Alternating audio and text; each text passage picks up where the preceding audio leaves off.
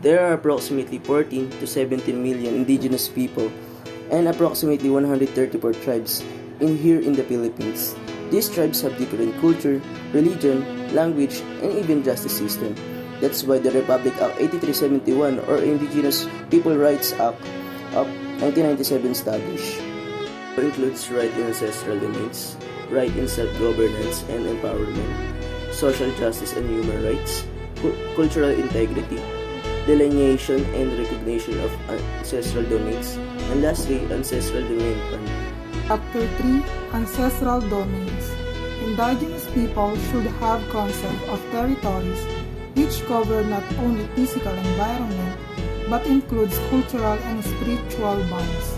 Indigenous people should also have concept of ownership, means that their ancestral lands or domains become private but community property.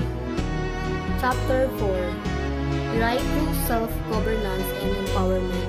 The state shall recognize the government and jurisdiction system of indigenous people here in Philippines.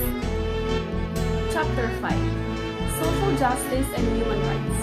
Indigenous people are treated as same treatment to non-indigenous people. Therefore, there would be no discrimination and entitled to have human rights too. They should also be respected and enjoy equal opportunity with others. Chapter 6, Cultural Integrity, including state protection of indigenous culture, tradition and institution, right to control and establish their own educational system, community, intellectual rights, right to religious, cultural sites and ceremonies, right to indigenous knowledge and system and practices, and to develop their own sciences and technologies, right of access to biological and genetic resources, and the right to sustainable agro-technical development. Chapter 8, Delineation and Recognition of Ancestral Domains. As part of Chapter 3, since they have the concept of ownership to their ancestral domains, the government, especially the Department of Environmental and Natural Resources, shall take the necessary steps to identify the indigenous people's land, to occupy and guarantee effective protection to their rights. Also, according to Chapter 8, Section 60, all lands certified to be ancestral domains shall be exempted from real property tax. Chapter 10, Ancestral Domains Fund.